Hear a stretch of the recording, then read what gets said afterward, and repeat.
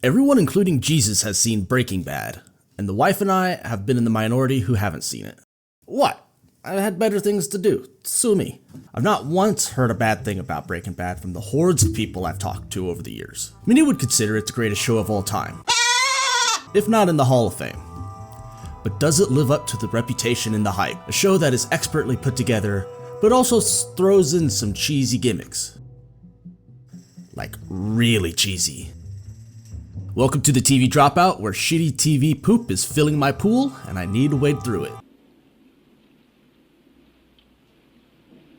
Here it is. Better late to the meth cookout than not at all. Breaking Bad has been in my TV to-do list for a very long time, but it was after finishing Slow Horses that we decided to watch it and see what the hype rage was all about. And so far, it hasn't disappointed. It takes a minute to get all of the show's engines revving before taking off and keeping the pedal to the metal in terms of quality, characters, and the storytelling. So let's all throw it in the beaker, apply some heat, and see what comes out. Cancer smancer, let's cook. Shit, yeah, let's cook here. I really don't need or want to give a high level of the entire plot, as again, the entire world and Jesus has seen the show. But I do have some thoughts on the story. First off, the general premise is brilliant and creative. A middle-aged chemistry teacher is diagnosed with cancer and turns to cooking meth to provide for his family. Quite unlike anything found on TV. And like most genius ideas, it starts simple and greatly expands on that simple idea. Because while the story is important, it's the characters that are at the heart of this narrative as they navigate the changes stemming from Walt's cancer diagnosis and his unorthodox methods to cope with that. That's what I crave.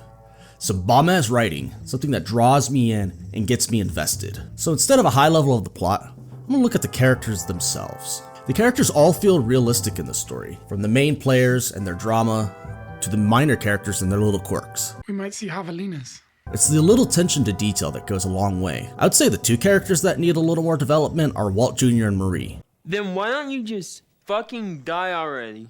We get some traits and minor plot stuff for their characters, but for the most part, they kind of blend into the background. Marie is guiltiest of the two. She just floats around until she needs to jump into the story to do something, or steal something, or be bitchy to someone, or whatever she does. That escalated quickly. Tangenting back, it's really the journey of Walter's change of character and the interactions he has with the most important people in his life. Skyler, Jesse, and Hank. Funny enough, Junior doesn't really belong on that list. And the show's thesis statement is laid out in the first 10 minutes, letting us know that the show, much like the chemistry, is going to be a study of change. Study of matter. But I prefer to see it as the study of change. Not your ordinary midlife crisis. At the start of the story, Walter's timid, financially stressed, coasting it a little bit. Sorry, Walt. You are a wuss, part wimp and part pussy. You started with 3 charisma in this story, but don't you worry, you'll get a serious attribute boost before long. He's working 2 jobs to support his family, no one in his chemistry class gives a fuck, and they mock him at the car wash. His life went to suburban bullshit, while the partners in his past life got rich from the company he helped build. My head's about to explode. My whole life sucks. I don't know what I'm doing. I don't know where I'm going. And then he's dealt the news that he has stage 3 lung cancer. Once he gets his diagnosis, he's facing some real endgame shit, and no money to show for it. Nothing to leave his family. That's a big fucking problem, and Walt isn't gonna let that happen. Through the natural course of events, Walt recognizes Jesse at a drug bust ride along that Walt's doing, and after having talked with DEA Hank, Hank, how much money is that? It's about 700 grand. It's a pretty good haul. comes up with the insane idea of cooking meth. Then he does another insane thing when he just walks up to Jesse's house and point blank suggests a team up. I'll admit that was pretty ballsy. Even if he did have the leverage to turn Jesse in, they're off to the cookout, forging forward together on a path that will ultimately change both of their lives. Walter has started his metamorphosis into the Death's Head Moth of Albuquerque, the dark road into darkness. He starts concealing things from everyone around him, putting on masks to conceal who he is and who he is becoming. There's renewed confidence and he ain't taking no one's shit, and the lies start to pile up and he has to navigate through every one of them. From lying about his rich ex-partners wanting to pay for his treatment to buying pot from Jesse. While he looks down on Jesse as being a junkie or an addict, Walt exhibits many of the same behavioral patterns as an addict. selfishness and self-centeredness, dishonesty, concealment, manipulation, and masking. Add hypocrite to his list of character traits, please. Quite the character sheet you're putting together there, Walt. Actually, let's talk about all the bastard ass shit Walter does in the first 2 seasons alone, cause he racks them up pretty quick. First season, he blackmails a former student into cooking meth with him. He drains all the money I have in the world to buy an RV rolling meth lab. He lies to his wife and family constantly. Well, everyone really. He demeans Jesse at every turn, thinking he's an idiot. He leverages his cancer diagnosis as a misdirect to throw his wife off the suspicion trail. He declines getting his treatments paid for, then involves his ex-partner, in both senses, in this lie, and continues to gaslight his wife and son. Oh, and he kills a man with a bike lock and ends up melting a guy into a tub of gore that falls through the ceiling. Well, now that is some fucked up shit. Why am I not surprised, you piece of shit? In the second season, in the very first episode, he engages in some form of against his wife. Wow, Walt, that took a hard left. Anyways, he gaslights everyone into thinking he suffered a fugue state to cover up his disappearance. Mentally or emotionally tries to shame his wife while smoking when pregnant, which yes is a Big no. but she's also got a lying ass shitbag for a husband. And he leaves Jesse high and dry when he's down on his luck. When confronted by Gretchen, his ex-partner, about involving her and her husband in a lie and probing into the truth, Walt tells her to go fuck herself. Fuck you. Breaking that relationship. He then doubles down on the lie to Skylar by telling her that Gretchen and her husband are broke and that's why they aren't paying for his treatment anymore. Then he gets his son shit-faced on tequila at a party in which Junior has to throw up in their pool. He misses his daughter's birth in order to close a drug deal. And lastly, he lets Jesse's girlfriend die in an overdose instead of helping her, which drives her dad insane with grief, causing 2 planes to crash over Albuquerque, killing like 155 people. You worthless piece of shit. Now, his charisma and intelligence points have grown considerably, as well as his body count.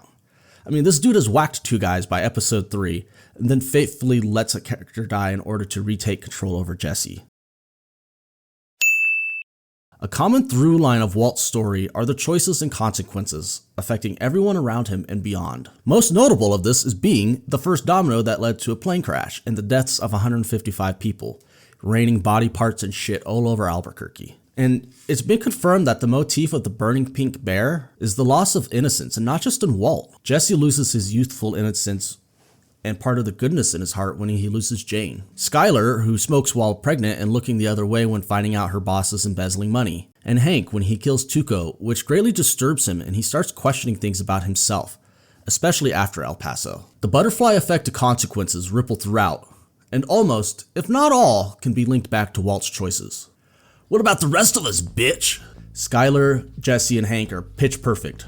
Perfectly written and acted. These characters are all given ample time to develop and go on their own arcs, exploring their own threats to their innocence and humanity. Jesse's by no means fully innocent, but he still has heart in him when it matters, especially taking care of those younger than him like his brother and the Speed Freak's kid. He's able to connect with others, which is shown on full display as his relationship with Jane, and it devastates him after her death. But everything changes for him from the very moment that Walt walks into his life. Before, he was just a small-time cook and or dealer, living, I presume, the simple life of getting high, banging the neighborhood hotties, and keeping a low profile. Sorta. I mean, he did get the attention of the DEA, but he's not running at the level of, say, Tuco or Gus. But within a matter of days from the very first time Jesse's introduced, he's part of a double murder and accidentally melted a guy's gore juices through the floor. Quite the escalation, Jesse, my dude. Skylar is the typical stay-at-home wife who is trying to explore her dream of creative writing, and failing. She's immediately smelling bullshit when she reverse calls Jesse and Walt's acting all weird. Like, Skylar ain't a dumb chick, and she knows something is afoot. There's evil afoot. But she tries to give Walter the benefit of the doubt. Boy, does she give him a lot of chances, until she just stops giving a fuck. She doesn't give a fuck to the point of smoking while pregnant, which, again, Big no. her life is just spinning out of control and she just checks out. The last big character from the get is Hank, our cop to Walt's robber. Many consider the show to be a western. Sorry, neo-western, whatever. Rip Van Winkle. Agent Milton, Pinkerton Detective Agency. Agent Ross. Cops and robbers are to Westerns what Axis and Allies are to World War II. It's part of the inherent identity. Anyways, aside from cancer, Hank is the other sort of catalyst for planting the seed of cooking meth in Walt's mind. But we won't hold it against you, Hank. But from the very get, Hank smells There's evil afoot. is on the case of the blue meth, and it's his main drive, though he goes through his own twists and turns, his own change. Axes! Hey, how about you stop jerking us off here? After the showdown with Tuco and the surprise at El Paso, he's afflicted with PTSD, and the job loses some of its shine and fun. Cause let's be honest, he got a sense that his job is awesome and makes comedy amongst the dark nature of his job. But that goes right out the window after those two events, and this doubles his resolve to find the blue meth, driving it into obsession. These actors all deserve the accolades that they've been giving and praise. I feel like all three have been relatively low-key throughout their careers, and I'm really happy that they got a chance to shine. Aaron Paul had some bit parts, Dean Norris had a lot of typecast roles through the years, and Anna Gunn, wait, what? She's an enemy of the state? That's one of my goats. Hold on y'all, I gotta check this out.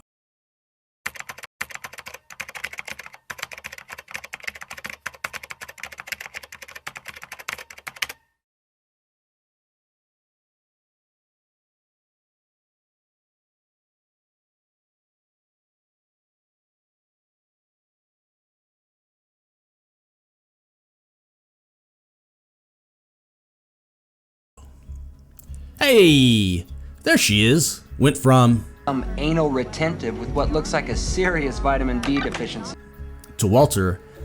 Not sure if that's a trade up or down. What's a trade up is keeping Aaron Paul. Did y'all know that Vince Gilligan was going to off Jesse at the end? This story would have gone downhill in quality without Jesse, and we wouldn't have cool cat Aaron Paul in the mainstream without Jesse. Tight, yeah! The supporting cast doesn't stop there. We got real gems like Tuco. Nobody moves crystal in the South Valley but me, bitch! Gomi. Captain Cook, that's a white boy's name. Dopey as hell, too. Crazy 8. No!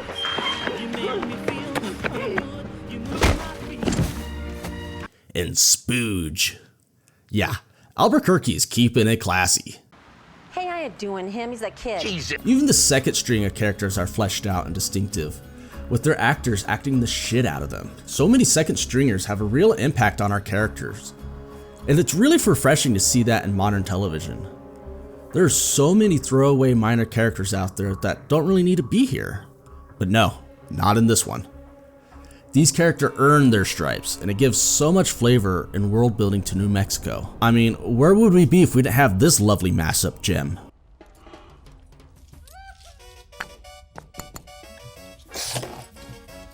Awesome.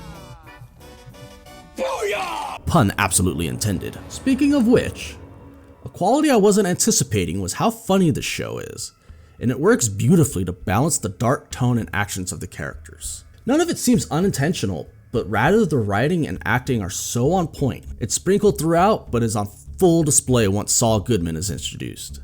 Saul's personality and energy is unlike any other character on the show, and he steals every scene he's in. Comes to $9,960. Congratulations, you just left your family a secondhand Subaru. I heard a lot of things about Saul, and he even got his own show for God's sakes, and the hype absolutely delivers. You become guys, hey!